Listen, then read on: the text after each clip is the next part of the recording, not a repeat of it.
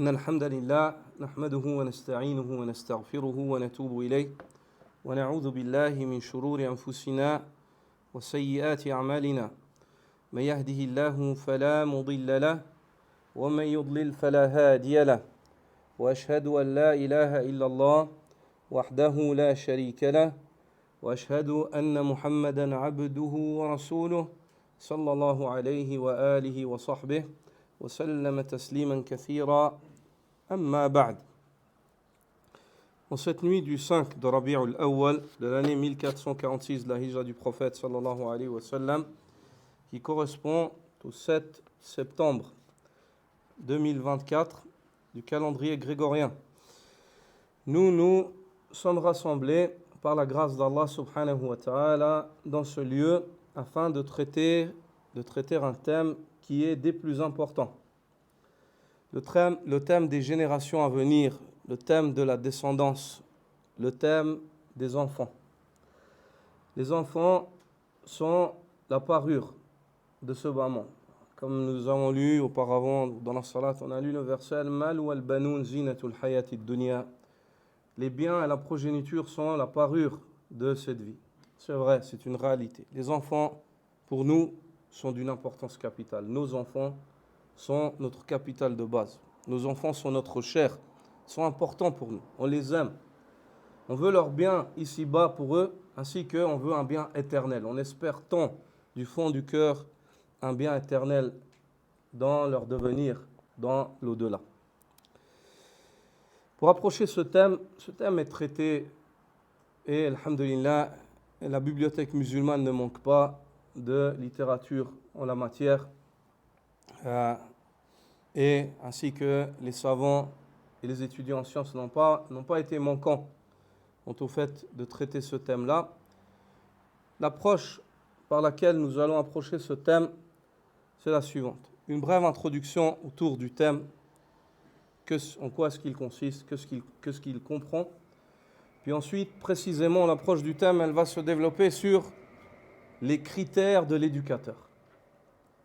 Les critères de l'éducateur. Quels sont les critères d'un éducateur saint ou d'un éducateur digne de ce nom en islam? Premièrement, al-ikhwa, at-tarbiya dans l'islam, sa compréhension, dans la langue arabe, tarbiya, ce mot-là, il vient de 3 lettres. Ra, ba, ba. Ra, ba, ba. Ce trilettré-là, yutlaq ala al-malik, ala al-sayyid, wal-muta' wal-muslih. Ce trilettré-là, les Arabes, anciennement, ils l'employaient pour désigner le souverain, pour désigner le maître, pour désigner celui à qui on doit obéissance, Rabb, le possesseur, et pour désigner celui qui réforme, celui qui assainit. Et ici, lorsqu'on parle de tarbiya, d'éducation, dans le thème qu'on traite, c'est ce dernier sens-là qui est concerné. C'est l'islah, c'est la réforme, le fait de réformer, d'assainir par l'éducation. Celui à qui, envers qui on fait cet effort d'éducation. Quant aux définitions de la tarbiya dans l'éducation, dans la charia, elles sont variées aussi. On va vous en évoquer une, c'est tanshi'atu wa takwin insan. C'est le fait d'éduquer, de former un être humain. Un être humain, comment il est cet être humain-là qu'on veut former? Qu'est-ce qu'on veut de lui? En premier lieu, on veut qu'il soit salim, qu'il soit saint. Deuxièmement, qu'il soit musulman, qu'il soit soumis à son Seigneur, à son Créateur. Mutakamil, min jami'i nawahihi, qu'il soit complet sur toutes les sphères.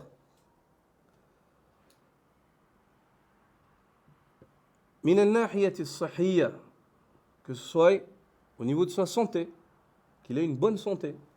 C'est-à-dire on l'éduque afin qu'il fasse attention à sa santé. On prend soin de sa santé. والعقلية, au niveau de la raison, qu'il ait une bonne raison, qu'il raisonne correctement. الاعتقادية, dans sa croyance, afin qu'il ait tous les éléments pour avoir une croyance saine. والروحية, spirituellement, pour qu'il soit, qu'on lui donne tous les éléments pour qu'il soit éduqué, formé spirituellement.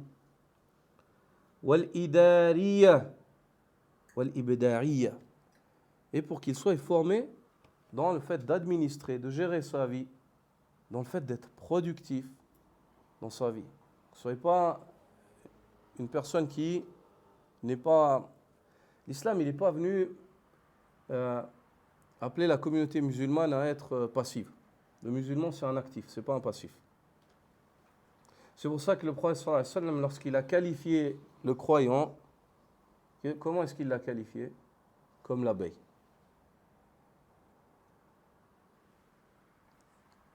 Ta'kulu tayyiban. Elle mange que du bon. C'est-à-dire, elle est active. Elle est active dans le fait de prendre. Et puis elle donne quoi? Elle donne encore mieux.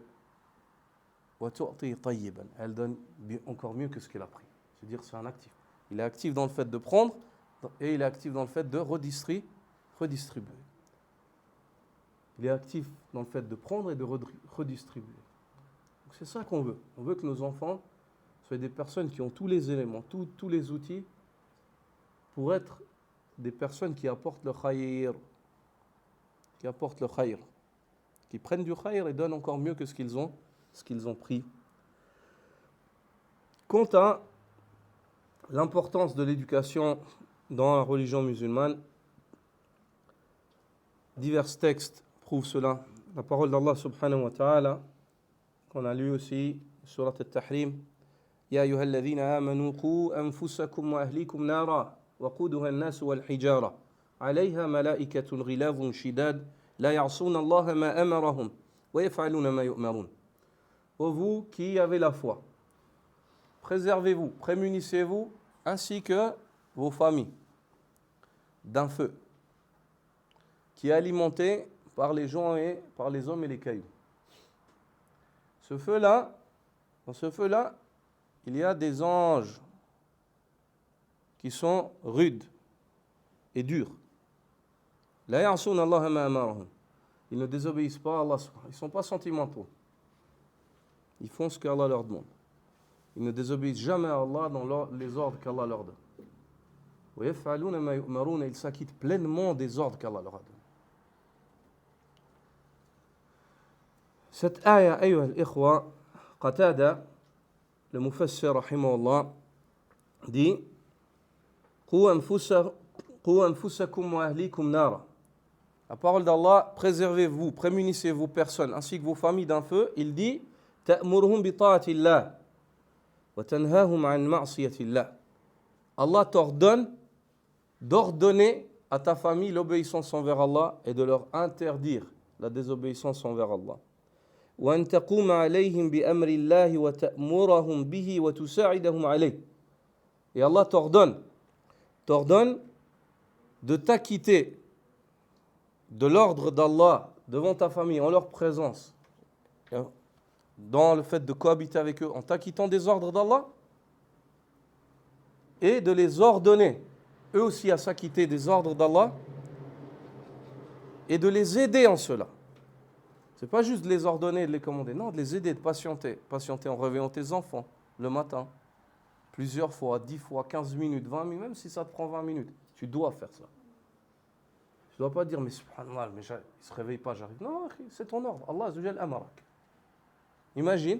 Imagine-toi, face à toi, tu as quoi? Tu as un feu. Est-ce que tu vas dire, ouais, bon, c'est bon, je t'ai appelé 3 fois, je te laisse? Abadan. Il s'agit de conviction. Tu ne vas jamais dire ça, subhanallah. C'est pour ça que certains, parmi les ulama, lorsqu'ils ont été questionnés, mon enfant, il ne se réveille pas le matin, qu'est-ce que je dois faire? Est-ce que je le laisse dormir? Il n'arrive pas à se réveiller. Non. Ils ont répondu, s'il y avait un feu, si son lit il était en feu, tu me poserais cette question? Non. Elle dit, c'est pareil, si tu le laisses dormir en enfer. Dès qu'il a l'âge où il doit faire la salat. Tu ne laisses pas ton enfant. mais en même temps, tu ne le réveilles pas. C'est là l'épreuve. C'est que tu dois faire une chose dans laquelle il y a quand même des complications. Tu te dois de t'en acquitter avec patience, avec noblement. وَأَمُرْ أَهْلَكَ بِالصَّلَاةِ وَاصْطَبِرْ عَلَيْهَا. Ordonne, commande à ta famille la salat et fais preuve de patience en cela. Dans le fait de t'en acquitter et de leur commander cela. Avec du sabr. Avec du sabr, ya akhi. Ali ibn Abi Talib, comme l'évoque l'imam al-Tabari sur l'aya, Ali ibn Abi Talib, il dit قُوْ أَنفُسَكُمْ وَأَهْلِيكُمْ نَارًا أي علموهم وأدبوهم. Allah Azza wa Jal, lorsqu'il dit préservez vos familles ainsi que vos personnes d'un feu, il évoque deux critères, l'enseignement et l'éducation. Il dit enseignez-leur et éduquez-les. Veillez à leur éducation. Veillez à la mise en pratique de ces enseignements que vous leur avez donnés. Le prophète sallallahu alayhi wa sallam, comme le rapporte Abdullah ibn Omar ibn al-Khattab radiyallahu ta'ala anhu, le prophète sallallahu alayhi wa sallam nous évoque dans ce hadith l'importance de l'éducation et la responsabilité qui pèse sur nos épaules. Il dit kullukum ra'in wa kullukum mas'ulun an ra'iyati. Chacun d'entre vous est comme l'exemple d'un berger, et chacun d'entre vous devra donner réponse, sera questionné pour ceux qui sont à sa charge, ceux qui sont sous sa responsabilité, son troupeau. Puis il dit sallallahu alayhi wa sallam, il évoque les diverses catégories. Il dit al-imamu ra'in wa mas'ulun an ra'iyati. Le dirigeant, il est comme l'exemple d'un berger, il est responsable. Et il sera questionné pour ceux qui sont sous sa responsabilité. Wal mar'atu ra'iyatun fi bayti zawjiha wa mas'ulun an ra'iyatiha. Et la femme est responsable pour la maison de son mari, c'est-à-dire les lieux et les personnes. Et elle sera questionnée pour cette responsabilité. Dans d'autres riwayas, il dit wal rajulu ra'in fi ahli bayti wa huwa mas'ulun an ra'iyati. Et l'homme est responsable pour les gens de sa maison, il sera questionné pour la responsabilité. Il sera questionné pour sa femme, ses enfants, sur toutes les sphères, sur leurs besoins en matière d'âme, leurs besoins en matière de raison, leurs besoins en matière physique, nourriture, boisson, le lieu dans lequel il les abrite, et ainsi de suite, ce avec quoi il les vêt. Il sera questionné, wallah, wa rabbil Kaaba. C'est pas une affaire légère. Le fait qu'on médite peu sur le jour où on sera questionné devant Allah subhanahu wa ta'ala.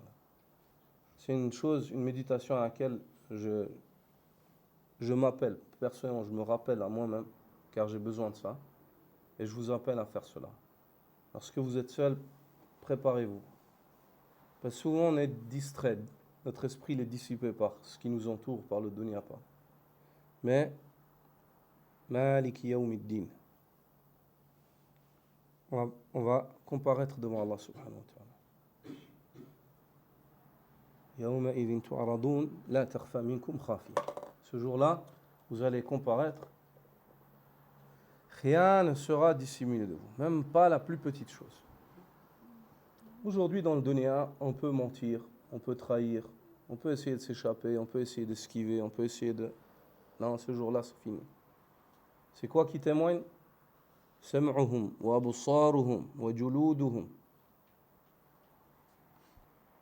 L'ouïe, la vue et le corps, la chair, elle-même témoigne. قالوا لجلودهم لما شهدتم علينا. Disent à leur chair, comment est-ce que vous témoignez contre nous? C'est-à-dire, on va être châtiés. On sera tous ensemble châtiés à cause de ce témoignage-là. C'est fini. Ce jour-là, tu n'as pas besoin de parler. Ton oreille parle, ton œil parle, ton corps parle, ton organe parle, tes membres parlent. Subhanallah. Yawmun azim. Grande journée. Yawma yaqumu an-nasu li rabbil alamin. Ce jour-là où les gens tous se tiennent devant le Seigneur des univers. Le prophète sallallahu alayhi wa sallam dit aussi ما من عبد يسترعيه الله رعية فلم يحطها بنصحه إلا لم يرح رائحة الجنة. Il n'y a pas un serviteur à qui Allah Azza wa Jal confie en responsabilité, sous sa responsabilité des personnes, et il ne chérit pas cette responsabilité en étant loyal avec ces gens. En étant loyal. Al-Nusr, c'est As-Safa, fi lughati al-Arab. C'est la pureté, la clarté. Ce qui est voulu par soi, c'est le fait d'être transparent, d'être loyal, d'être honnête, d'être droit avec les gens, de vouloir le bien pour eux. Le fait de vouloir le bien pour eux. C'est pour cela que le compagnon du prophète sallallahu alayhi wa sallam,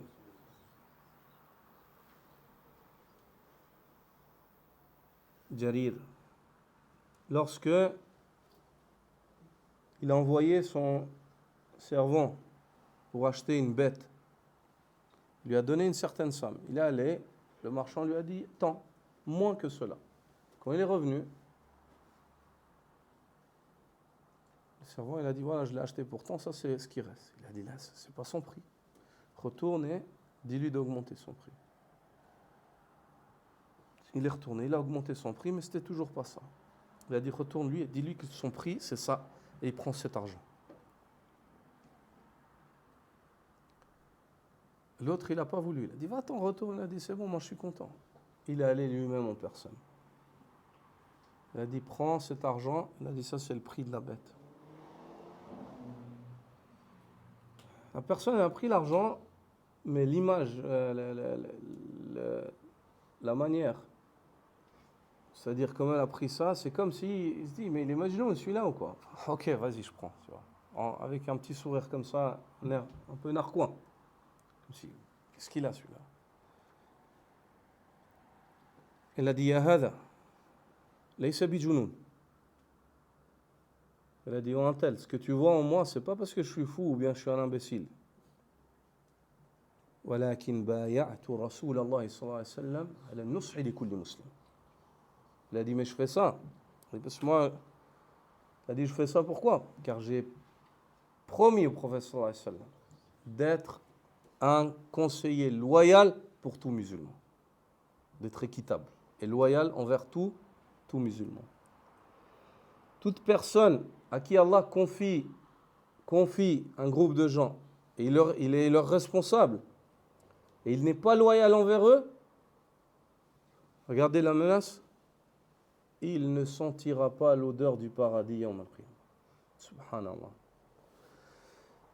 Ce hadith-là, ça ne veut pas dire qu'il ne rentrera jamais. S'il était musulman malgré sa perversité et son erreur, un jour ou l'autre il rentrera, mais ça va tarder.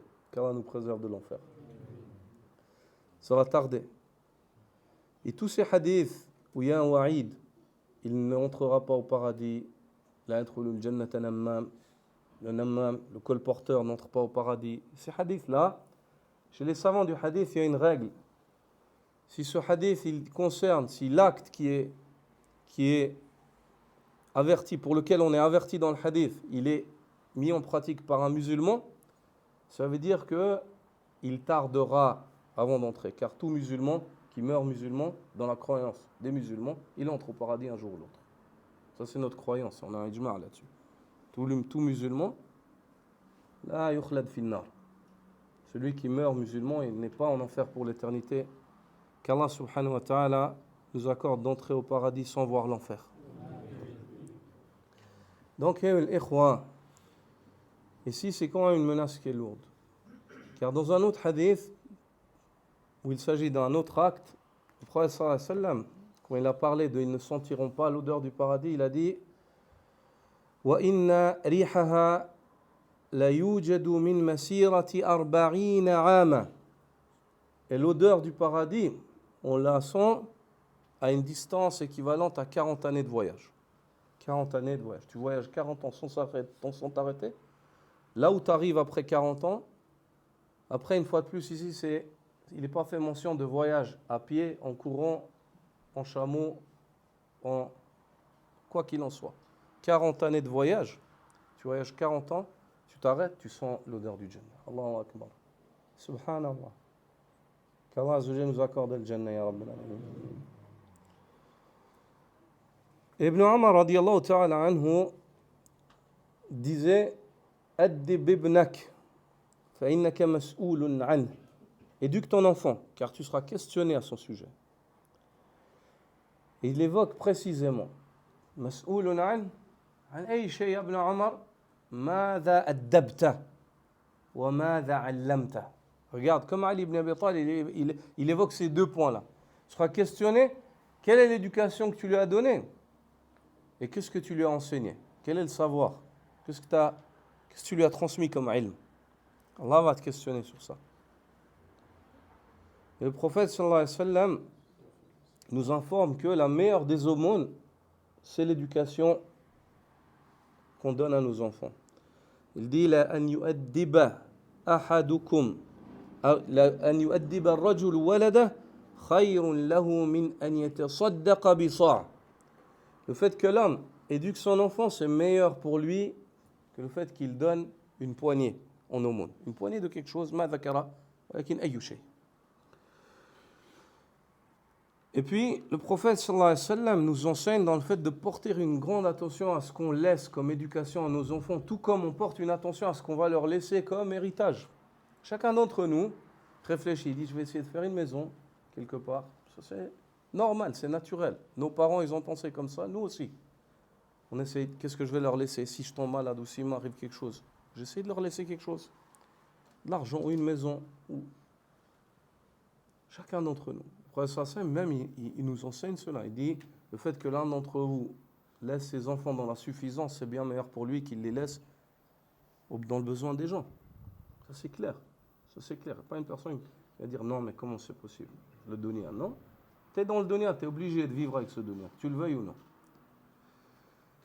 Et puis, subhanallah, ici le prophète sallallahu alayhi wa sallam, il nous enseigne en évoquant une chose qui est dans notre nature humaine. En tant que parent, on veut un nuhl ou un nahl, qui est le fait de laisser quelque chose, un don à nos enfants. Il dit Ma nahala walidun waladan min nuhlin afdala min adabin hasan. Un père ne saurait laisser un bien à un enfant, à son enfant, meilleur qu'une bonne éducation. Tu peux laisser à ton enfant le dunya, si tu ne lui laisses pas d'éducation, zéro. Tu peux laisser ton enfant où tu n'as pas eu les moyens, tu as essayé, miskin, voilà, qui est la vie. Voilà, combien de gens essayent, mais ils n'arrivent pas. C'est l'épreuve. Allah Azza wa Jalla, il éprouve les gens par l'aisance, comme par Subhanahu wa ta'ala, lahu al-khalq wal amr. Alors, à lui revient la création et l'ordre. C'est Allah qui choisit. Nous, on vit dans ce dunya, liyabluwakum ayyukum ahsanu amala, afin de vous mettre à l'épreuve qui est celui d'entre vous qui est meilleur en eux. Il se peut qu'une personne, elle était pauvre, elle était en difficulté, à rien laissé à son enfant, mais il lui a laissé une bonne éducation. Allahu Akbar, c'est la meilleure des choses. Qu'il sache qu'il a laissé la meilleure des choses à son enfant. Et parmi les hadiths aussi qui nous enseignent et insiste sur l'éducation, surtout des filles. La parole du prophète sallallahu alayhi wa sallam, selon Jabir ibn Abdillah radiyallahu ta'ala anhuma, qui dit Man kana lahu thalathu banat yuaddibuhunna wa yakfihinna wa yarhamuhunna faqad wajabat lahu al-jannah. Celui qui a 3 filles, il les éduque, il subvient à tous leurs besoins. Et il leur fait il est miséricordieux envers ses filles. Le paradis lui est obligatoire. فقال رجل من بعض القوم, un homme parmi les personnes présentes a dit واثنين يا رسول الله, et celui qui en a 2, sûrement l'homme il a 2 filles. واثنين قال النبي صلى الله عليه وسلم واثنين, 2 aussi. Les Sahaba disent, on s'est gêné d'insister, car par Allah, si on lui aurait dit, et celui qui en a juste une, il aurait dit, wa wahida. Et une aussi. Et une aussi. Voici concernant l'introduction à l'importance de ce thème, les croix. Et l'approche du thème, moi je vous ai évoqué qu'elle va se concentrer sur les critères ou certains critères essentiels du bon éducateur. Ceci car l'imam Ibn al-Qayyim, rahimahullah, dit dans son célèbre livre Tuhfatul Wadoud al-Mawdoud, Yahkam al-Mawloud, il dit إذا اعتبرت الفساد في الأولاد يرحمك الله إذا اعتبرت الفساد في الأولاد رأيت عامته من قبل الآباء ما قال كله ولكن عامته. Il a dit si tu prends en considération la corruption que tu vois chez les enfants, c'est-à-dire la mauvaise éducation, il a dit tu prendras en considération, si tu vas chaque cas, maintenant tu vas regarder chaque cas d'enfant, d'où cet enfant-là, dans quelle famille, de quelle famille vient, comment est le père, comment est la mère, dans quel cadre il évolue. Il a dit, tu viendras à la conclusion, à quelle conclusion? Que la plupart de la corruption qu'on trouve chez les enfants, elle vient des parents. Donc on comprend l'importance, nous en tant que parents, de s'éduquer, nous, avant de chercher à éduquer nos enfants. Souvent, en tant que parent, c'est pour ça que j'insistais sur ce point-là, parce que souvent, moi-même, nous tous, quand on a des problèmes avec nos enfants, la faute, elle vient de l'enfant. Comment est-ce que je dois réparer ce problème? Mais on n'a pas regardé, est-ce que ça ne vient pas plutôt de nous déjà au départ? Qu'il y a un problème chez nous. Il faut qu'on se remette en question, qu'on apprenne, qu'on se corrige, on se rectifie, puis ensuite on essaye de... on espère qu'Allah Azza wa Jalla, il répare ce qu'il y a chez notre enfant. Et, ayyuha al-ikhwa, il faut prendre en considération que l'éducateur, en fait, le mot éducateur, il a ni sexe, ni âge, ni... Éducateur, c'est toute personne qui a un enfant à sa charge ou devant lui. Tu as une responsabilité d'éducateur. Père, mère, à la tête de cela. Grand frère, grande sœur aussi. Oncle et tante aussi. Toi, tu vois ton neveu en face de toi faire quelque chose de mal. Tu as une obligation morale de l'éduquer. Même un enfant dans la rue, tu le vois faire le mal, tu ne tournes pas la tête. Le bon croyant, il aime le bien pour autrui.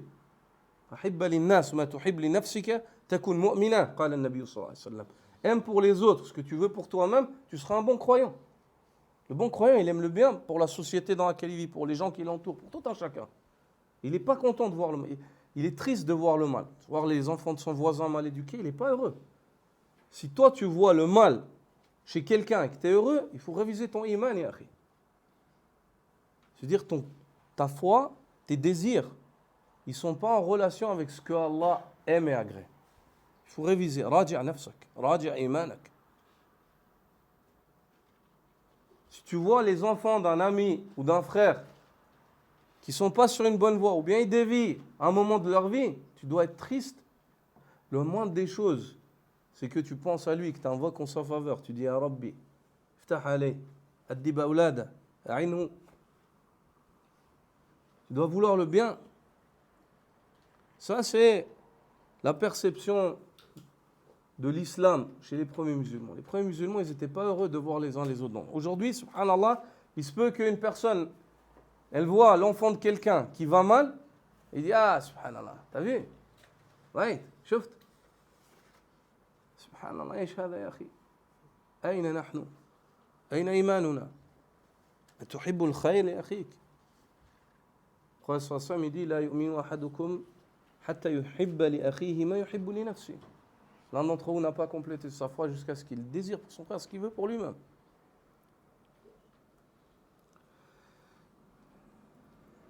Les critères du bon éducateur, le premier d'entre eux, c'est l'ilm.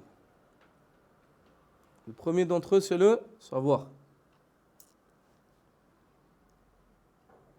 Le savoir, tout khayr a commencé avec le ilm. Tout khayr. Tout bien dans le dunya qui existe, il a commencé par le ilm. Premièrement par le ilm d'Allah. Par le savoir, l'omniscience divine. Tout khayr qu'on voit dans la nature, en toute chose, مبدأ علم الله الذي أحاط بكل شيء علما. Car le savoir, c'est un synonyme de lumière. Et son opposé, l'ignorance, le fait d'ignorer, de ne pas savoir, c'est des ténèbres, zulumat. Et l'ignorance, c'est des ténèbres. Ba'duha fawqa ba'd. Au point où l'homme arrive à un stade où même sa propre main, il ne la voit pas. Non. Encore moins de voir plus loin ce qui arrive.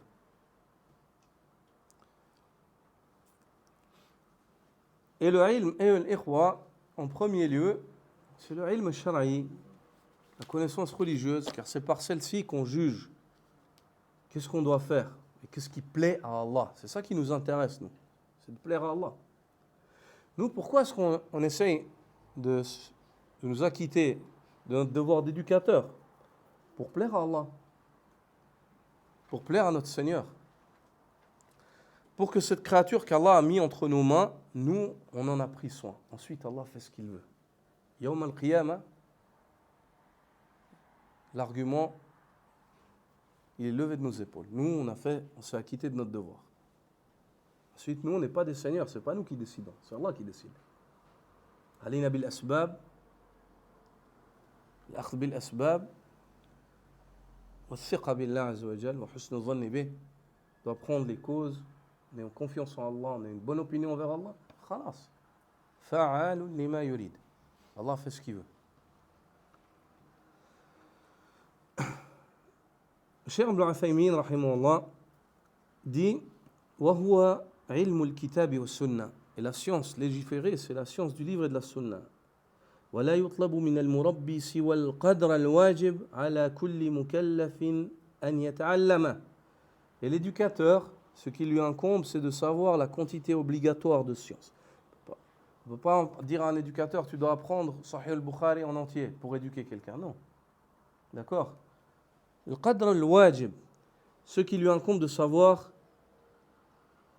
obligatoirement. Et les savants ont défini quelle est cette quantité obligatoire qu'il incombe à l'éducateur de savoir. بأنه القدر الذي يتوقف عليه معرفة عبادة يريد فعلها. Et la quantité obligatoire de savoir qu'il incombe à tout un chacun, toi, moi, nous tous, devant Allah, on a l'obligation de chercher ce savoir-là. C'est lequel? C'est celui par lequel nous allons pouvoir nous acquitter d'un acte ou d'un culte qu'on désire réaliser. Toi, tu es obligé d'apprendre la salat, comment elle se fait. Tu ne peux pas dire, Ya Rabbi, je ne sais pas. Tu dois aller chercher, apprendre le Fatiha, trouver quelqu'un qui te l'enseigne, qui t'enseigne la salat, qui t'enseigne le wudu. Tu es obligé. Ça, c'est le qadr al-wajib. أو معاملة يريد القيام بها. Et il a aussi, toi et moi, on a l'obligation aussi, en matière de savoir, de connaître ce par quoi on va réussir à réaliser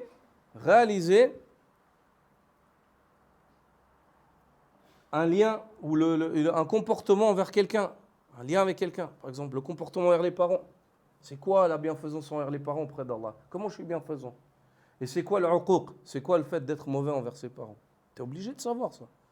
Parce qu'il se peut que tu sois aq et puis que tu ne sais pas. Tu es obligé. Quand tu te maries, tu es obligé de savoir c'est quoi le bon comportement envers la femme. Et la femme envers son mari. Quand tu as des enfants, tu es obligé de savoir c'est quoi le bon comportement envers les enfants. Et ainsi de suite. Ce n'est pas des choses où on peut dire non, je ne savais pas. Non, chacun d'entre nous, il doit savoir. Personne ne t'a demandé de devenir mufti. Tu dois savoir ce par quoi tu vas réussir à réaliser ton obligation en matière de relations sociales, relations avec autrui, et en matière de relations avec Allah. Tes obligations dans ta relation avec Allah, tes obligations dans ta relation avec les créatures d'Allah, tu es obligé de savoir. Tu es obligé de savoir. فإنه في هذه الحال يجب أن يعرف كيف يتعبد الله بهذه العبادة وكيف يقوم بهذه المعاملة. Donc il dit, le cheikh rahimahullah, il est obligatoire à tout un chacun de savoir comment est-ce qu'il doit s'acquitter, par quelle manière il va s'acquitter du culte qu'il doit à Allah, et par quelle manière il va pouvoir chérir les normes comportementales, le comportement envers autrui, avec les personnes avec lesquelles il a l'obligation, les parents, la maman, le papa, le frère, la sœur. Comment est-ce que tu dois te comporter avec ces gens-là? La femme, et ainsi de suite, tes enfants. Donc le savoir, c'est par là que ça commence. Tu dois apprendre, comme vous êtes venus ce soir, vous êtes venus apprendre. On est venu apprendre. On est venu apprendre ensemble comment est-ce qu'on éduque nos enfants. Quels sont les moyens, quelle est la perception de l'éducation, et ainsi de suite. La deuxième, c'est l'amana. C'est le fait d'être une personne qui est digne de confiance. Une personne qui inspire respect et confiance. Une personne qui inspire respect et confiance. Et pour être ainsi, pour être une personne digne de cette manière-là, qui mérite le respect, le critère par excellence, c'est le fait d'être conforme. Ce qu'il y a sur ta langue et sur tes actes et dans ton cœur, que ce soit un. Que ta langue ne trahisse pas ce qu'il y a dans le cœur et que le cœur ne trahisse pas ce que la langue dit, et ainsi de suite. C'est le fait d'être honnête. D'être honnête. Ton enfant, s'il voit chez toi l'honnêteté, il voit que ce que tu dis, tu le fais, et ainsi de suite, et que tu es une personne, ça va inspirer. En lui, il aura un respect. Il aura un respect pour toi. Et Allah subhanahu wa ta'ala dit dans surat As-Saff, Ya ayyuhalladhina amanu lima taquluna ma la taf'alun. Kabura maqtan 'inda Allah an taqulu ma la taf'alun. Pour vous qui avez la foi, pourquoi est-ce que vous ne faites pas ce que vous dites? C'est une grande abomination auprès d'Allah que le fait de dire ce que vous ne faites pas. De prétendre avec la langue, puis avec les actes, d'être sur une autre vallée. Et parmi les lata'if de ces versets de Surah Taha, lorsqu'Allah Azza wa Jal dit à Moussa, wa ma tilka biyaminika ya Moussa. Quelle est donc cette chose que tu tiens sur ta main droite, ô Moussa? قال هي عصاي أتوكأ عليها وأهش بها على غنمي ولي فيها مآرب أخرى. Quelle est donc cette chose que tu tiens sur ta main droite, ya Moussa? Il dit, c'est mon bâton. Moussa, ainsi que les prophètes, c'était quoi leur fonction, leur travail? Des bergers. Allah les a préparés au fait de la responsabilité des troupeaux, le fait d'agir avec douceur, de préserver. Moussa, il tenait son bâton. Il dit, ça c'est mon bâton. Il y a deux utilités qui ont été évoquées. La première, c'est le fait de se tenir dessus. Et la deuxième, c'est le fait de guider le troupeau, de le redresser. S'ils vont du mauvais côté, faut quand même un peu les remettre sur le chemin. Le premier critère, il y a une faïda au niveau de la tarbiya du murabbi. Parce que Moussa ici, bimanzilati al-murabbi. Wa rabbu al-ghanam. C'est un possesseur de moutons. Il a à charge quoi? Le fait d'assainir la situation de ses moutons. Il y a deux critères. Le premier, c'est quoi? Le fait qu'il se tienne déjà droit lui-même. Atawakka'u alayha. Et la deuxième, tu ne peux pas, toi, essayer de redresser quelqu'un si déjà toi-même tu ne te tiens pas droit. Ça, c'est une faïda, subhanallah azima. Je l'ai entendu personnellement de Shaykhuna Salim al-Hilali cet été. Je n'ai jamais entendu un alim évoquer ça auparavant. Subhanallah. Atawakka'u alayha, je me dresse sur ce bâton-là. Al-Murabbi, déjà, il doit se dresser. La deuxième, il doit se redresser avant de dresser. Avant de vouloir dresser qui que ce soit. Non. La troisième ou le troisième des critères, c'est al-quwwa, la force. Wal-quwwa ma hiya? هي تفوق جسدي وعقلي وأخلاقي La quwwa, c'est le fait, c'est un ascendant, c'est le fait d'avoir le dessus sur 3 sphères. Physiquement, dans la raison et dans le comportement.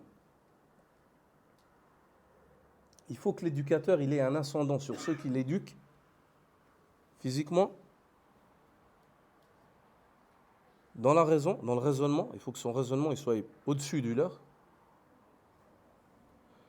Et aussi dans le comportement. Il faut que son comportement il soit au-dessus du comportement de ceux qui l'éduquent.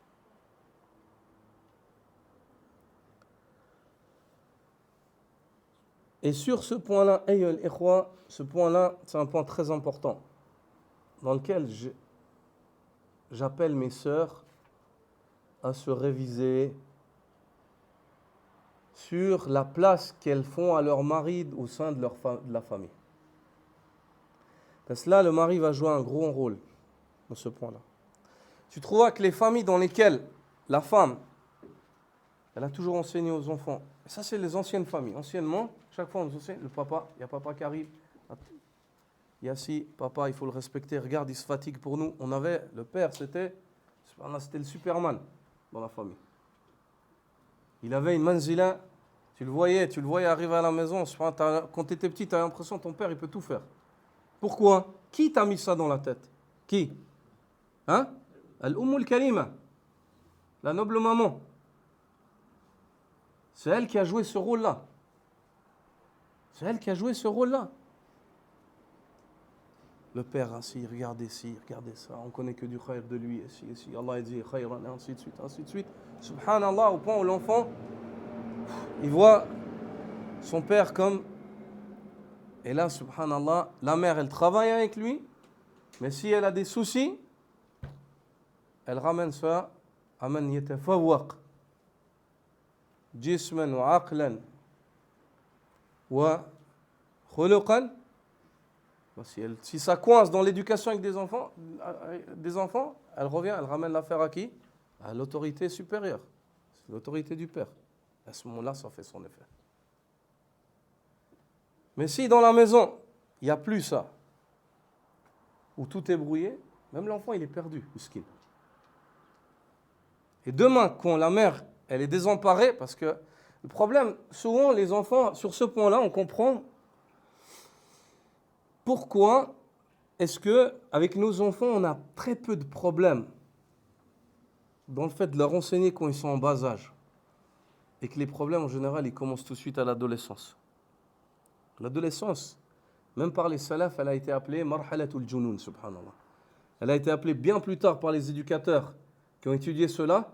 Il y a des récits et des athars des musulmans d'il y a plus de 1000 ans en arrière qui ont appelé l'adolescence marhalatul junun, l'étape de la folie.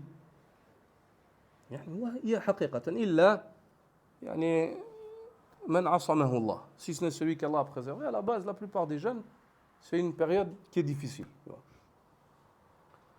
Et subhanallah, quand l'enfant il arrive à marhalatul junun, là il faut quand même une force, il faut quand même un ascendant, que ce soit dans la raison, parce que maintenant lui aussi il raisonne, lui aussi il voit des choses, lui aussi il vient avec des développements.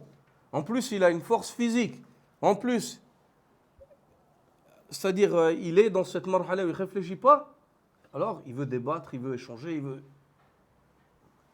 Et à ce moment-là, il y a besoin de quelqu'un qui soit quand même d'un appui. La maman, elle ne peut plus gérer. Souvent, des mamans qui sont seules, elles éprouvent des grandes difficultés, elles sont désemparées avec leurs enfants qui arrivent à cet âge-là. Et là, la maman, elle joue un grand rôle, je vous l'ai dit. Car en général, une femme c'est-à-dire, il y a des points en fait qui font entrave à ce bon fonctionnement. Et souvent, ces points-là, ici, ce n'est pas un dénigrement, c'est un constat dans ce qu'on a vu, et ce que évoquent les Ahlul Ilm dans le sujet. Souvent, sur ce point-là, c'est une mauvaise gestion, c'est la mauvaise gestion des mamans, des nobles mamans. On a tous des défauts, on a tous des... C'est pas dénigrant ce que je dis, c'est pas rabaissant, c'est un constat. Il y a des mamans qui ont pas ce défaut-là, alhamdoulilah, elles ne sont pas conscientes. Celle qui voit ça, bah, alhamdoulilah, elle sait où elle va se réviser, Inch'Allah. Ce problème-là, il vient souvent des mamans sous les sphères suivantes. La première, c'est que la maman elle-même, elle émane d'une famille dans laquelle, c'est-à-dire le père et la mère, ils étaient totalement égaux en matière de statut dans la famille. Il n'y a pas, le père, il n'a pas son statut, la femme, tout est mélangé, tout est brouillé. Il n'y a aucun respect pour l'éducateur de la famille, le chef responsable de la famille, comme il se doit. Donc elle vient d'une famille comme ça, et pour elle, elle perçoit la vie comme ça. Donc à ce moment-là, elle va faire descendre son mari à son niveau. Elle n'existe plus en fait cette force. On n'a plus deux vitesses qui existent. On a une seule vitesse, on avance avec celle-là. Le jour où on a besoin de la deuxième vitesse, elle est cassée. On ne peut pas l'enclencher pour aller plus vite, pour mettre plus de force. Le deuxième point, c'est le fait que la femme, dû à cela, dû à cette idéologie-là qu'elle a ou cette éducation, elle dénigre son mari ouvertement devant les enfants. Ma sœur, ne contredis jamais ton mari devant les enfants ouvertement. Discute avec lui en privé. Pareil pour le mari. N'offense jamais ta femme. À la base, n'offense jamais ta femme, mais encore moins devant les enfants. Évitez les discussions devant les enfants.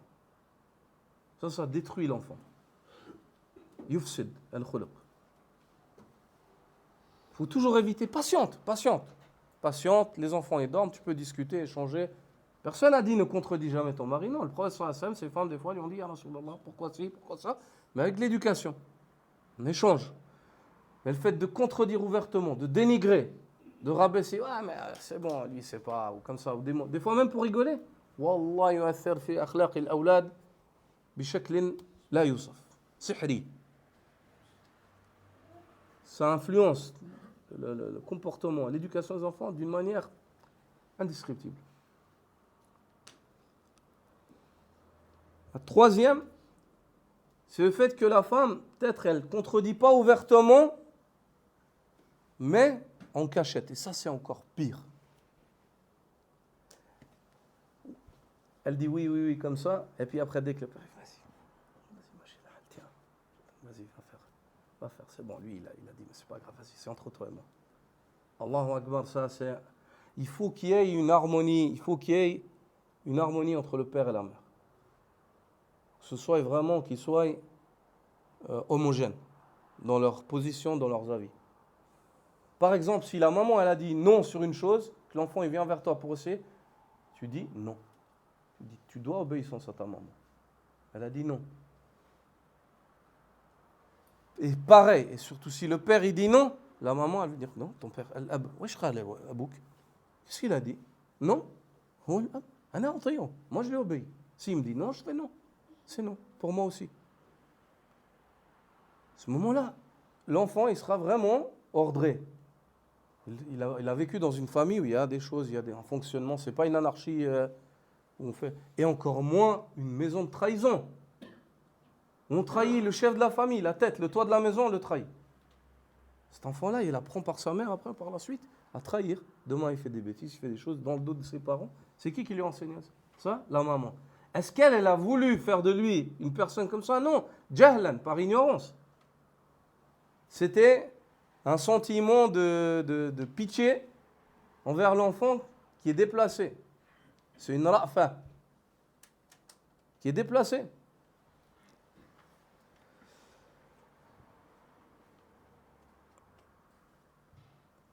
Donc il est primordial de prendre en considération ce point-là, l'importance de la force. Quand je vous ai dit la force au début, peut-être certaines personnes se sont dit le fait de saisir, de tirer les cheveux, les oreilles, non, c'est pas ça. C'est ce qu'on vient d'évoquer. Le quatrième point, et ça c'est un des points très très importants, al-adl. Al-adl. Al-adl, l'équité. Allah subhanahu wa ta'ala, ayyuha al-ikhwa, il ordonne al-adl qabla al-ihsan. il ordonne al-adl avant al-ihsan, avant la bienfaisance. Il dit Inna Allah ya'muru bil-adli wal-ihsan wa ita'i dhil qurba. Allah Azza wa Jalla, il ordonne l'équité. C'est l'équilibre, c'est la balance, l'adl. C'est le fait d'être équilibré, qu'il y ait un équilibre. Al-adl, ikhwa, ici il s'agit de l'équilibre, l'équité, le fait d'être équitable avec nos enfants, entre eux. Tu donnes à un, tu donnes à l'autre. T'embrasses un, t'embrasses l'autre. Aujourd'hui, lui, tu l'as embrassé en premier, demain, t'embrasses l'autre. D'être équitable. Au point où les salafs, ils cherchaient l'équité même dans les bisous envers leurs enfants. Les bisous, le fait d'embrasser, je ne sais pas si... voilà. Le fait d'embrasser leurs enfants, même en cela, subhanallah, les bisous qu'ils donnaient aux enfants, ils cherchaient l'équité. Celui-là, il lui a donné 2 bisous, celui-là, il va lui donner 2. Jusqu'à là. Ibn Abi Shayba évoque dans son Musannaf, selon Al-Tabi' al-Jalil, Ibrahim al-Nakha'i, rahimahullah, qui dit كانوا يستحبون أن يعدل الرجل بين ولده حتى في القبل. Ils aimaient, les premiers musulmans, ils parlent de qui? Des Sahaba. Ils aimaient et ils voyaient bien le fait que l'homme cherche à être équitable entre ses enfants, même lorsqu'il les embrasse. Il a embrassé celui-là, il embrasse celui-là. Il donne à celui-là, il donne à celui-là. Subhanallah. C'est azim. C'est azim. Et c'est pour cela que le prophète sallallahu alayhi wa sallam, il a réprimandé lorsqu'il voyait des personnes ne pas être équitables sur peut-être des choses comme ça qui nous semblent, nous, insignifiantes. Il réprimandait sur ça, le prophète sallallahu alayhi wa sallam. Il a réprimandé l'homme lorsqu'il a embrassé son fils. Il l'a embrassé, puis il l'a assis sur sa cuisse. Puis la fille, elle est venue, il l'a caressé la tête, il l'a embrassé, et puis il a dit, assieds-toi. Et il l'a fait s'asseoir par terre. Il a réprimandé ça, le prophète. Il a dit, Ala sawayta baynahuma. Il a dit, pourquoi tu n'as pas été équitable? Pareil, avec les deux. Il a dit, Fama adalta baynahuma. Il a dit, tu n'as pas été droit. Tu n'as pas été équitable entre tes deux enfants. Et ce hadith-là, parmi les variantes de ce hadith-là, il y a la variante que narre Ibn Abi Dunya dans Kitab al-Iyal. Il dit بينما رسول الله صلى الله عليه وسلم avec sa riwaya sur Hassan al-Basri, c'est même Marasil al-Hassan. Il dit بينما رسول الله صلى الله عليه وسلم يحدث أصحابه إذ جاء صبي حتى انتهى إلى أبيه. Le prophète sallallahu alayhi wa sallam était avec ses compagnons, il parlait, un enfant est venu, il s'est arrêté vers son père. في ناحية القوم, dans un coin autour de l'assise. فمسح رأسه وأقعده على فخذه اليمنى. Le père, il a caressé la tête de son enfant, il a pris l'enfant, le garçon, il l'a assis sur sa cuisse droite. قال الراوي فلبث قليلا. Un petit temps s'est passé. فجاءت ابنة له حتى انتهت إليه. Un laps de temps s'est passé jusqu'à ce que sa fille, une de ses filles, vienne. Elle s'est arrêtée vers son père aussi. Elle a vu son frère. Les enfants, les petits-enfants. Il y en a un qui va, il voit, il a envie aussi. Il s'approche de son papa. Elle le regarde. فمسح رأسها وقعدها في الأرض. Il lui a caressé la tête et il l'a fait s'asseoir. Il a dit, assieds-toi là, baba. Il avait le garçon, il l'avait sur la cuisse. La fille lui a dit, assieds-toi là. فقال رسول الله صلى الله عليه وسلم. Le prophète صلى الله عليه وسلم lui a dit, فهلا على فخذك الأخرى. Il a dit, pourquoi tu la mets pas sur ton autre cuisse? فهلا على فخذك الأخرى. Pourquoi tu la mets pas sur ton autre cuisse? فحملها على فخذه الأخرى. Il a pris sa fille, il l'a mis sur l'autre cuisse. Il a dit, الآن عدلت. Il a dit, maintenant tu as été droit. Maintenant tu as été équitable. Subhanallah. Allahu Akbar. Sallallahu alayhi wa alihi wa sahbihi wa sallam. Quel éducateur que le prophète sallallahu alayhi wa sallam. Wallahi ni'mal murabbi sallallahu alayhi wa sallam. qu'Allah récompense notre prophète sallallahu alayhi wa sallam de la plus grande des récompenses par laquelle il récompense un prophète pour sa communauté. Sallallahu alayhi wa alihi wa sahbihi wa sallam. Et le prophète sallallahu alayhi wa sallam, dans le hadith connu de Nu'man ibn Bashir, où Amir raconte et dit سمعت النعمان ibn Bashir radiyallahu ta'ala anhuma wa huwa ala al-minbar yaqul. J'ai entendu Nu'man ibn Bashir sur le minbar. Il a fait une khutbah, il leur a expliqué ce qui lui est arrivé avec le prophète sallallahu alayhi wa sallam. Il leur a narré son événement sur le minbar, le sahabi.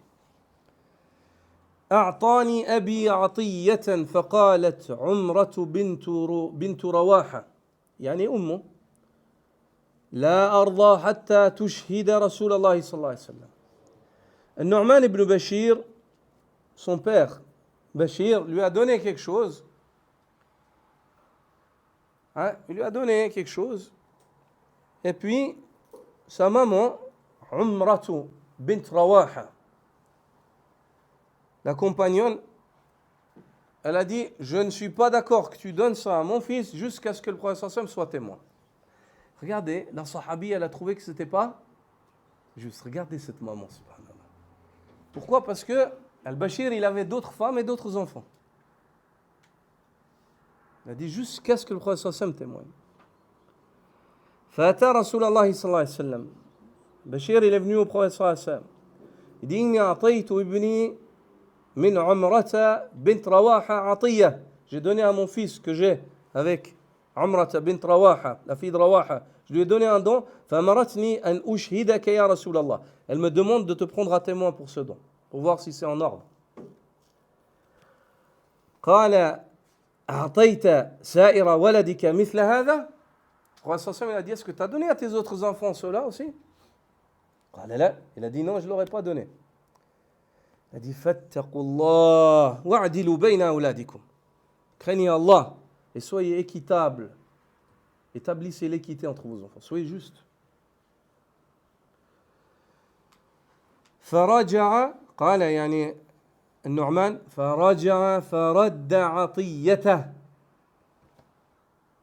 Il est revenu et il a rendu. C'est-à-dire, il n'a pas donné ni à Nu'man ni aux autres. Pourquoi? Parce qu'il n'avait pas les moyens de leur donner à tous. Il ne leur donne pas, il ne donne à aucun.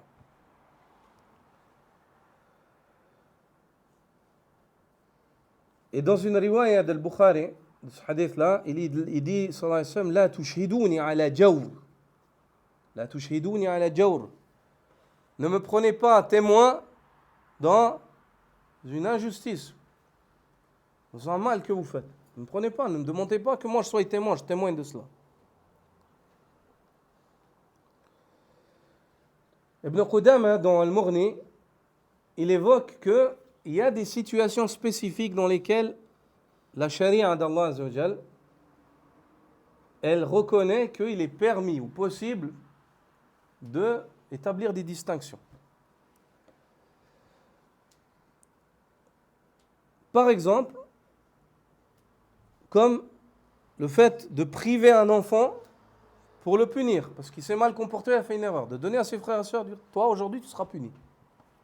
Tu as puni ta propre personne, tu as mal agi. Al-Hirman. Ou bien le fait de donner à un enfant qui s'est distingué des autres, il a fait quelque chose de beaucoup mieux que les autres n'ont pas fait, dire aujourd'hui, quand notre récompense t'a fait ça, ben, alhamdoulilah, toute bonne œuvre, elle mérite salaire. Allah yajzika khayran.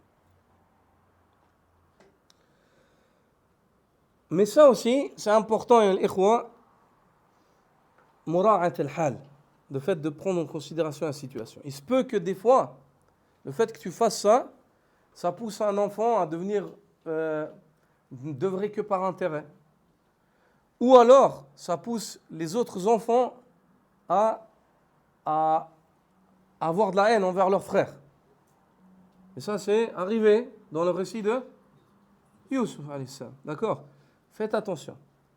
Ça, c'est à vous de savoir. Il ne faut pas prendre ce que je vous dis là à l'absolu et agir. C'est à vous de savoir et de prendre en considération. Ou bien alors, des fois, la situation d'un enfant, elle implique qu'on mette une distinction. Par exemple, il est plus petit. les bébés, les autres ils sont plus grands. Mais même là, il faut faire attention. Ou bien un enfant, il est malade, il a un handicap. Naturellement, la charia, tu ne peux pas, toi, maintenant, tout ce que tu lui donnes à lui comme effort, donner aux autres aussi. Comme toi. Là, c'est raisonnable, il y a une raison, il y a une illa. Mais s'il n'y a pas de raison, à la base, c'est qu'à l'absolu, on doit être équitable entre nos enfants. Et si on met une distinction pour une raison par nécessité, il fait partie de la sunna d'expliquer aux autres enfants. Car à la base, ce serait leur droit qu'ils aient tous pareil. De leur dire, écoutez, à la base, vous savez, papa, est-ce que j'ai fait des distinctions sur ci, sur ça? Non. Là, j'ai dû en faire pour cette raison de leur expliquer. Ça fait partie de la sunna. Chaque fois qu'il y a une chose où les gens ils peuvent interpréter mal ou s'égarer, faites attention, expliquez. Celui qui était meilleur que nous et de qui on n'avait pas le droit à la base de penser du mal, il l'a fait. Le prophète sallallahu alayhi wa sallam. Vous connaissez le hadith al-muttafaqi alayh?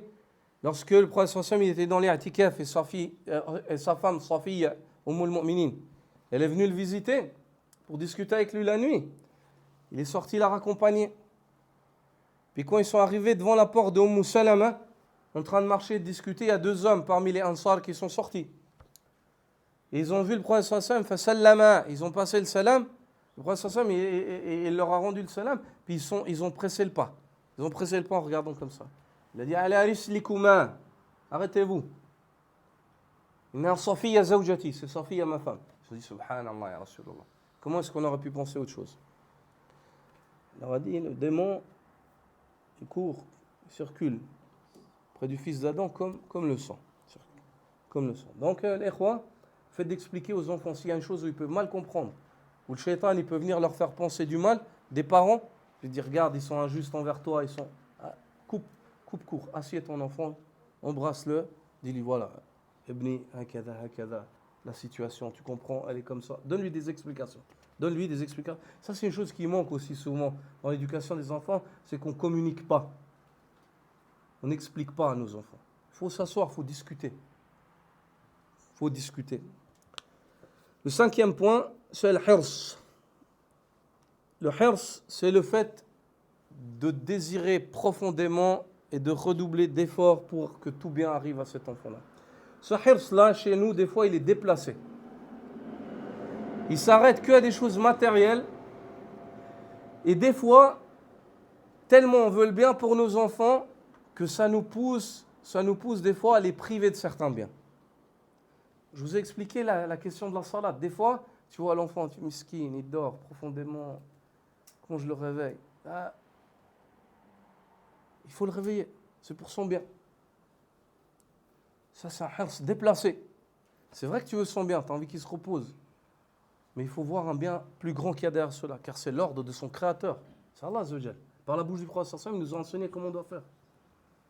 Donc, ma anta bi arham min Allah Azza wa Jal li hadha al-walad. Tu n'es pas plus miséricordieux qu'Allah envers cette créature, toi. C'est pas possible.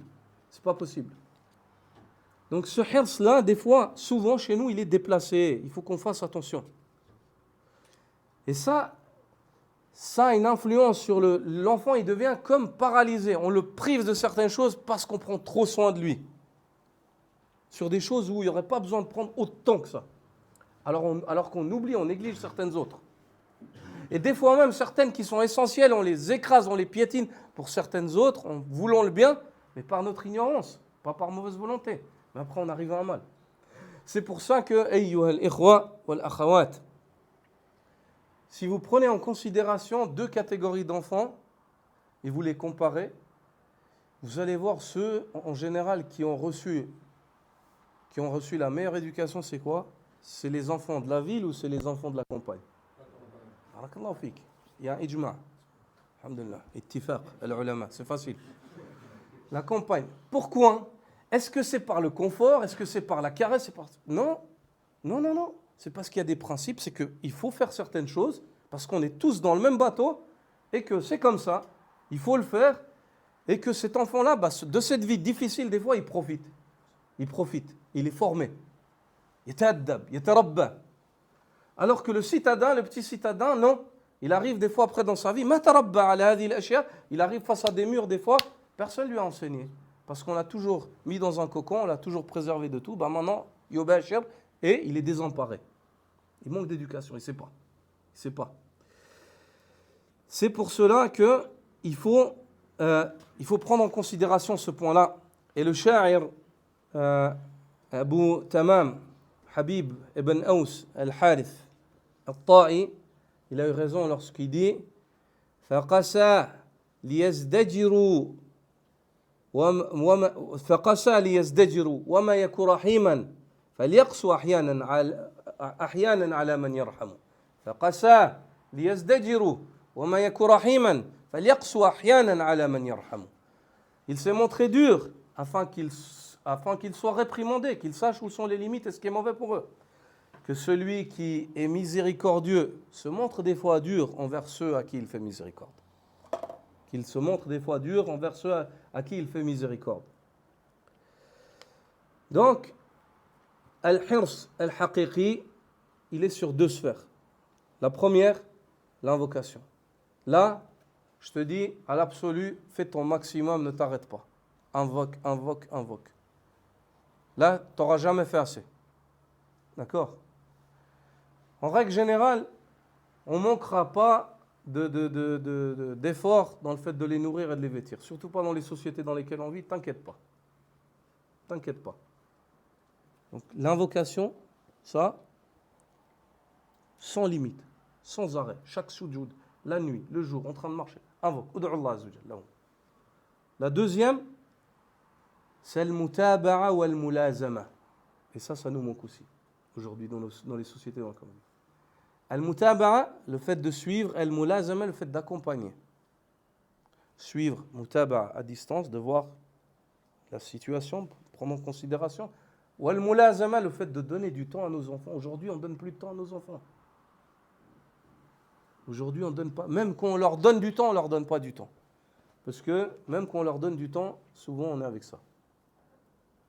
Et ça, wallah, sachez que les enfants, ça joue un grand rôle. Quand l'enfant, il voit que tu ne lui donnes pas de temps, quand l'enfant, il voit que même quand tu es avec lui, bah, tu es encore ailleurs, ça le casse. Ça le casse. Ça, il faut faire attention à ces deux points-là. Dans le hirs, ça, ihrisu alayhima. Faites attention. Cherchez tout khayr pour vos enfants dans ces deux points-là. Redoublez d'efforts dans ces deux. Le reste, ne vous inquiétez pas, vous n'allez pas être manquant, Inch'Allah. Le prophète sallallahu alayhi wa sallam pour al-mutaba'a dit ilzamu awladakum wa ahsinu adabahum. Suivez vos enfants, accompagnez-les et donnez le meilleur dans leur éducation. Donnez le meilleur dans leur éducation. Le sixième point, al-ikhwa, c'est al-hazm. Al-hazm, le tact. Le fait d'être équilibré, toi, que tu sois équilibré. C'est-à-dire que tu es strict là où il faut être strict et tu es souple là où il faut être souple. Et non le contraire. Celui qui n'a pas de hazm, il est strict là où il faut être souple et il est souple là où il faut être strict. Il mélange tout. Il n'y a pas de tact. C'est important d'avoir du tact avec les enfants dans l'éducation. At-tawassut, le juste milieu et l'équilibre. Celui à qui Allah Azza wa Jalla accorde le juste milieu et l'équilibre, subhanallah, il lui accorde tout khayr. Il accorde tout khayr. Et le prophète sallallahu alayhi wa sallam, il nous appelle à l'équilibre. Trouvez que dans certains textes, le sahabi, il était en train d'éduquer son enfant et d'exhorter, de réprimander son enfant physiquement. Et quand il a vu le prophète sallallahu alayhi wa sallam, il s'est arrêté. Le prophète sallallahu alayhi wa sallam, il a dit continue. Si toi tu ne le fais pas, c'est Allah qui te châtiera. C'est-à-dire, il y a des cas ou des endroits ou des situations. Mais dans d'autres cas, il a vu, je ne me rappelle plus lequel des compagnons, il était en train de fouetter un de ses servants, jeune. Bien entendu, il a dit sache. Il a dit. Quand je me suis retourné, j'ai vu le prophète, il a dit sache que celui qui t'a accordé de la capacité, cette créature en a bien plus sur toi. Il a dit Wa hurrun li wajhillah ya Rasulallah. Il est libre dès ce moment pour le visage d'Allah, au message d'Allah. Quand il a vu le prophète sallam, le foie il est tombé de sa main. Il a dit Allah il a dit si tu n'avais pas fait ça, le feu aurait touché tout ton corps. Le feu aurait touché tout ton corps. Il faut un équilibre. Il faut un équilibre. Il faut savoir où mettre la limite. Et ça, c'est important. Ça, c'est important. Car un enfant qui vit dans une maison dans laquelle il y a un équilibre, où les parents ne sont pas pris par les sentiments des fois, et puis ils le laissent dans le mal, et puis des fois ils le réprimandent, là où il n'y aurait pas eu besoin de faire autant, un aussi grand plat que ça, il est désemparé, ça le fiche en l'air. C'est pour ça, il faut distinguer entre Ar-Rahma ou Ar-Ra'fa. Ar-Rahma, la miséricorde. On est ordonné avec la miséricorde à l'itlaq. Des fois, même le iqab, c'est une rahma. Même le iqab, le fait de punir quelqu'un, c'est une miséricorde. Pour Allah, qu'Allah fasse miséricorde à nos parents lorsqu'ils nous ont tiré les oreilles des fois quand il fallait nous les tirer. Allah a dit khayra. Et les bénisse, les fasse entrer au Jannah pour cela. Des fois, il y a un besoin. Des fois, il y a un besoin. Bien entendu, sans casser, sans blesser, sans faire saigner, sans... Mais des fois, il y a un besoin. Wallah, il y a un besoin. On a besoin.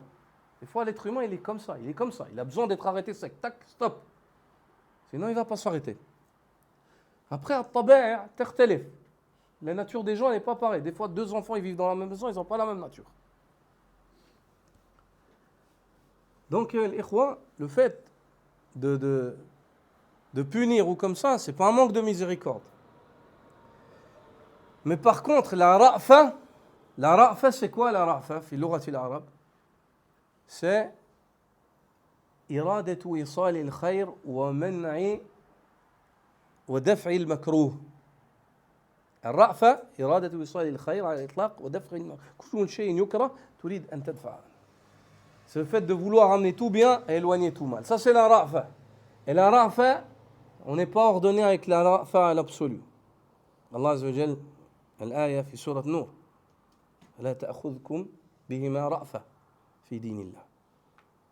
Lorsqu'il parle d'un châtiment précis, dans une catégorie précise, dont je ne sais pas le thème maintenant d'évoquer, par ceux qui détiennent l'autorité, il demande à ceux qui détiennent l'autorité et pratiquent cette punition sur ceux qui pratiquent cet acte vil, il dit que la pitié ne vous prenne pas dans la mise en pratique de la religion d'Allah. Vous ne soyez pas de pris de pitié.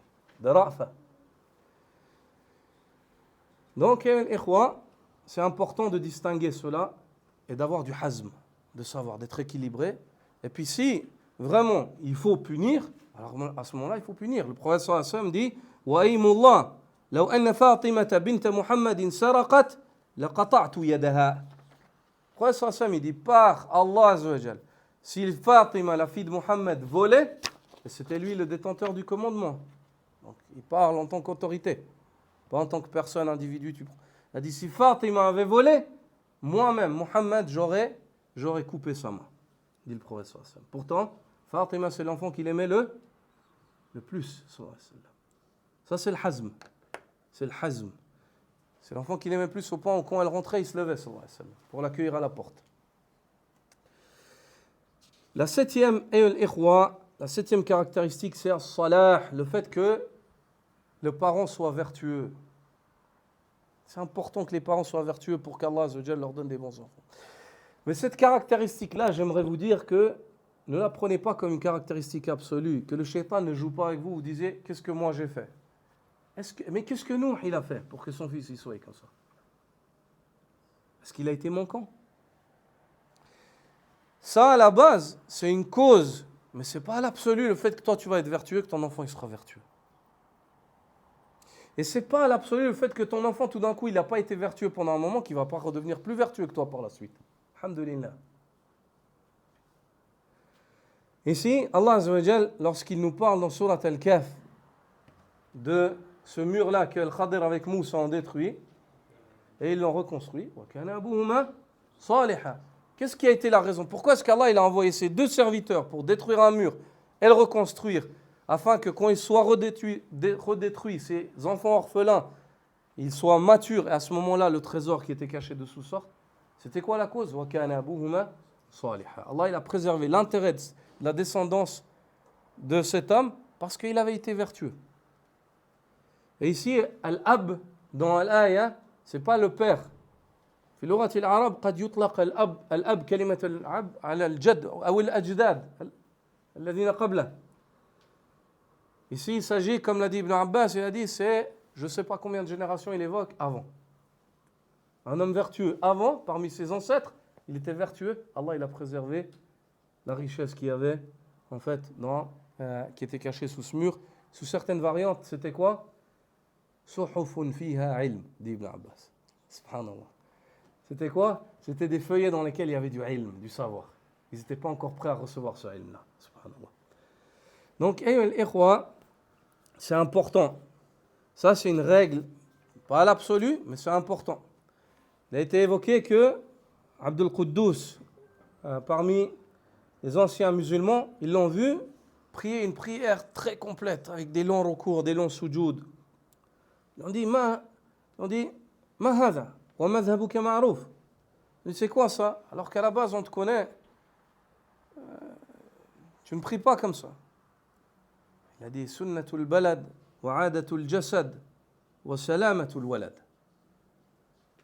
Il a dit, sunnatul balad, dans le lieu dans lequel je vis, c'est comme ça que les gens y prient. Wa adatul jasad, et mon corps s'est habitué à ça. Il a pris goût à cette salat.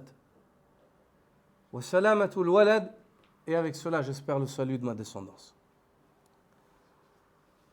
Ibn Rajab al-Hanbali évoque et dit وَقَدْ يَحْفَظُ اللَّهُ الْعَبْدَ بِصَلَاحِهِ بَعْدَ مَوْتِهِ فِي ذُرِّيَّتِهِ كَمَا قِيلَ فِي قَوْلِهِ تَعَالَى وَكَانَ أَبُوهُمَا صَالِحًا أَنَّهُمَا حُفِظَا بِصَلَاحِ أَبِيهِمَا.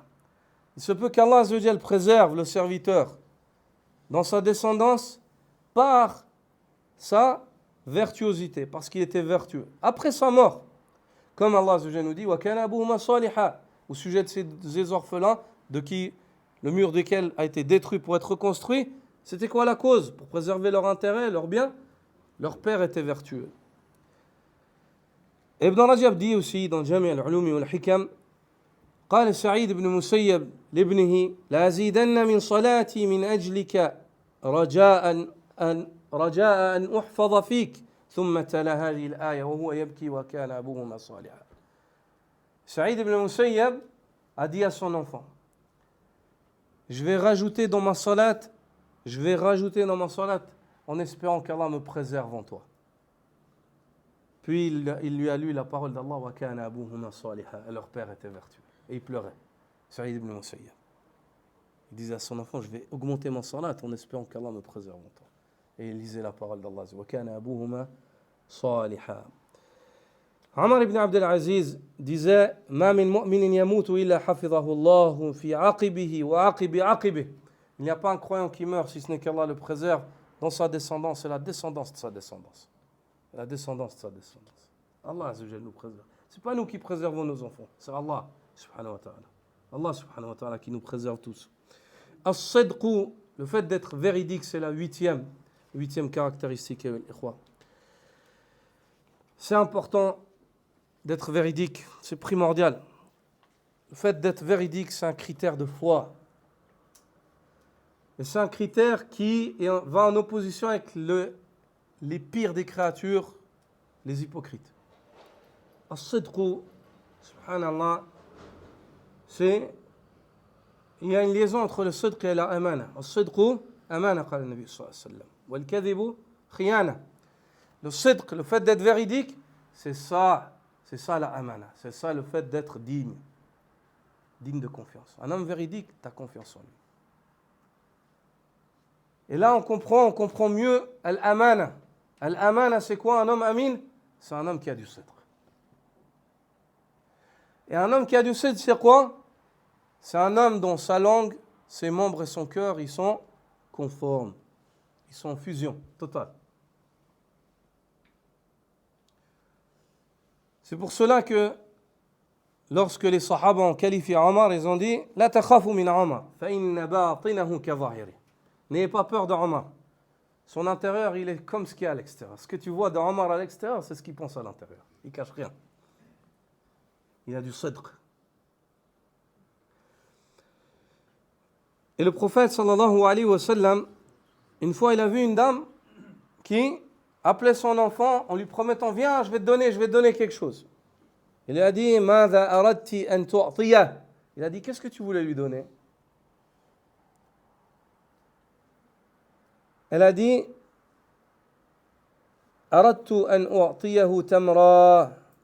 ماذا أردت أن تعطيه؟ قالت أردت أن أعطيه تمرة. Elle a dit je voulais lui donner une date. فقال لو لم تعطيه شيئا كتبت عليك كذبة. Si tu ne lui avais rien donné, il te serait inscrit auprès d'Allah un mensonge. Tu aurais été une menteuse. Faites attention, faites attention, ne mentez jamais à vos enfants. Et faites attention, ne promettez pas non plus. Car quand tu te promets, c'est un engagement, c'est une dette. Si tu t'en acquittes pas, l'enfant, il retient. Il dit, tu m'as promis, tu n'as pas fait. Ne faites pas de promesses. Tu dis, Inch'Allah, si je peux et je veux, je le ferai. Je t'ai rien promis, il n'y a aucun engagement. Pourquoi? Parce que moi, quand je te dis, je dois le faire. En tant que croyant, je ne mens pas. Le bon croyant, il ne ment pas. Faites attention, ne mentez pas aux enfants. Ne mentez pas à un tel la nuit pour lui faire peur. Enseignez à vos enfants que la vérité, que la vérité.